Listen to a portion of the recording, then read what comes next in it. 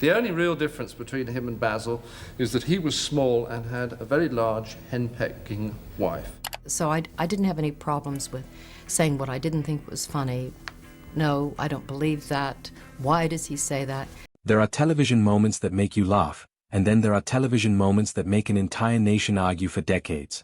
Fawlty Towers, the British sitcom that somehow managed to pack a lifetime's worth of chaos into just 12 episodes, produced one of each, and the second kind is the one that still haunts broadcasters, streaming executives, and comedy scholars to this very day.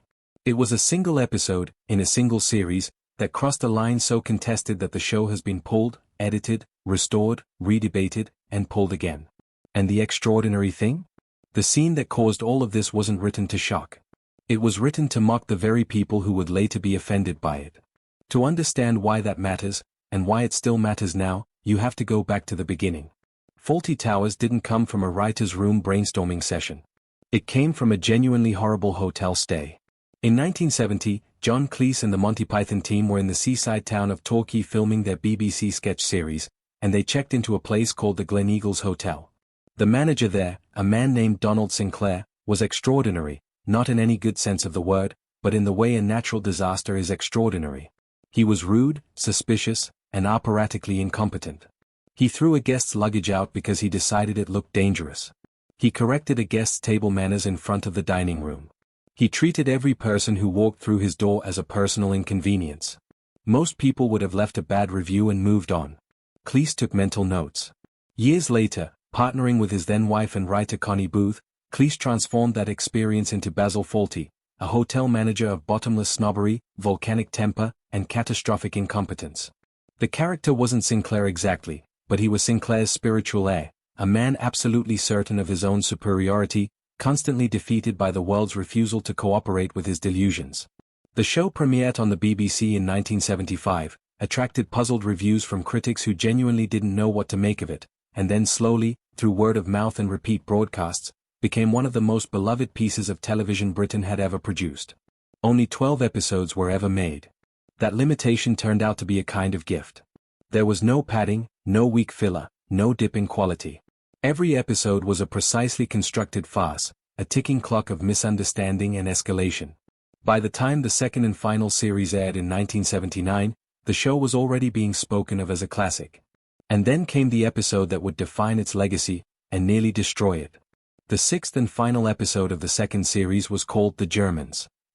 On paper, the setup was classic Fawlty Towers territory. Basil has suffered a head injury, Sybil is in hospital, and a group of German tourists arrives at the hotel at the worst possible moment. Basil, concussed and barely holding himself together, is determined to be a professional host. He issues a firm instruction to his staff not to mention the war. The instruction lasts approximately 4 to 5 seconds before Basil himself begins violating it, spectacularly and progressively, until he is goose-stepping across the hotel lobby and performing an impression of Adolf Hitler in front of the horrified guests he was trying not to offend. The scene is one of the most precisely executed pieces of farce in the history of British television. Every beat is choreographed. Cleese's physical performance, the escalating mania, the desperate attempts to course-correct, the complete collapse of self-awareness, is a masterclass in comedic timing. And crucially, the German tourists in the scene are the reasonable ones. They are patient, polite, and increasingly baffled. The butt of every joke is Basil, not them. That was the entire point. Cleese and Booth were not writing a sketch that mocked Germany. They were writing a sketch that mocked the peculiarly British obsession with the Second World War, the tendency of a certain kind of Englishman to define his national identity almost entirely through a conflict that had ended 30 years earlier. Basil's inability to stop mentioning the war is a portrait of cultural immaturity, not a celebration of it. He looks ridiculous. He is ridiculous. Not everyone saw it that way. When The Germans aired, the BBC received complaints.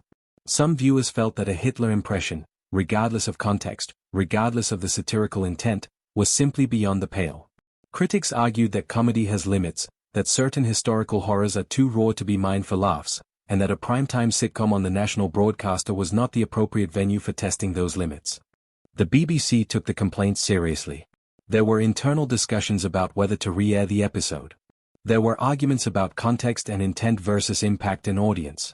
In the end, the episode remained available, but the controversy had established a question that would never fully go away: where is the line between satire and offense, and who gets to draw it? Cleese, for his part, never backed down. His position was consistent and clearly articulated. The war jokes in that episode were aimed at Basil's stupidity, not at Germany.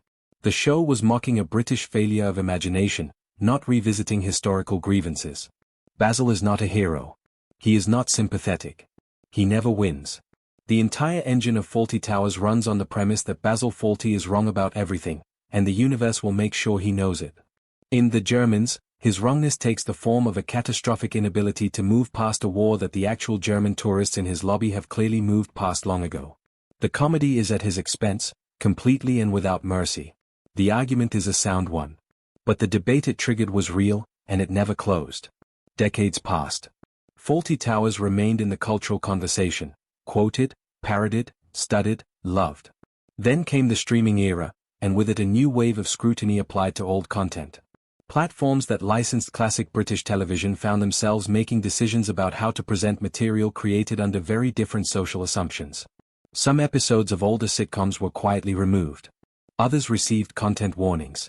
And The Germans became a focal point for a much larger argument about whether comedy of the past should be judged by the standards of the present. In 2020, a streaming service briefly removed the episode from its catalogue. The reaction was immediate and furious, and not only from people who might have been expected to defend it. Cleese, by then in his 80s and showing no signs of mellowing, went public with his objections. He pointed out that removing an episode of satire because it depicts behavior the satire is explicitly criticizing makes no logical sense. You cannot clean up a portrait of ignorance by hiding it. The ignorance was the subject, not the endorsement. The episode was restored. But the debate it sparked, about editorial control, historical context, artistic intent, and the responsibilities of platforms to audiences who may not be familiar with the original context, didn't go away. If anything, it became a case study.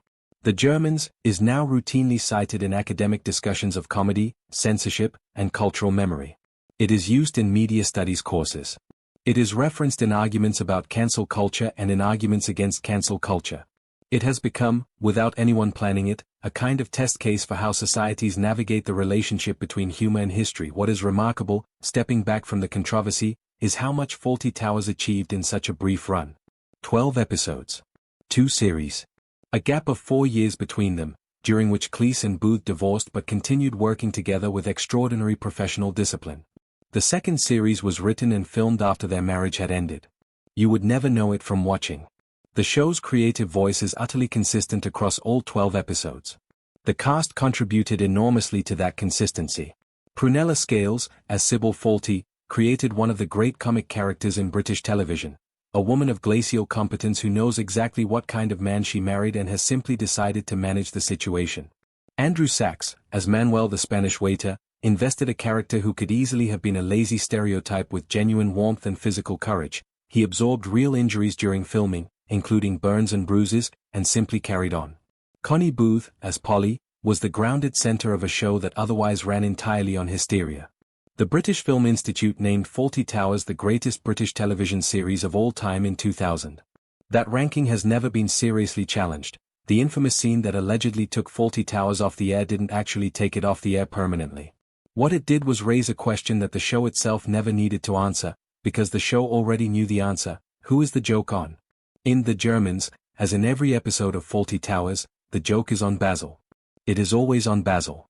His snobbery, his pretension, his raging conviction that he deserves better than the life he has, all of it is punctured, repeatedly and mercilessly, by a universe that has absolutely no interest in cooperating with his self-image. The German tourists are not humiliated. Basil is. The Hitler impression is not a celebration of fascism. It is a portrait of a man so locked inside his own cultural anxieties that he cannot stop himself from performing them in front of the people he is most desperate to impress. That is satire. Whether it is comfortable satire is a different question, and perhaps that discomfort is precisely why the episode endures. Easy comedy fades. Comedy that makes you laugh and then makes you think about why you laughed, and what that laughter reveals about you and your culture and your history, tends to stick around. Fawlty Towers never checked out. And The Germans, controversial, contested, and still being argued about half a century later, is the reason the show will still be talked about half a century from now. Some disasters, as Basil Fawlty would never have the self-awareness to appreciate, are simply too important to clean up. Thanks for watching. If you enjoyed this, please like, subscribe, and let us know in the comments. Do you think classic comedy like Fawlty Towers should be judged by the standards of its time, or the standards of today?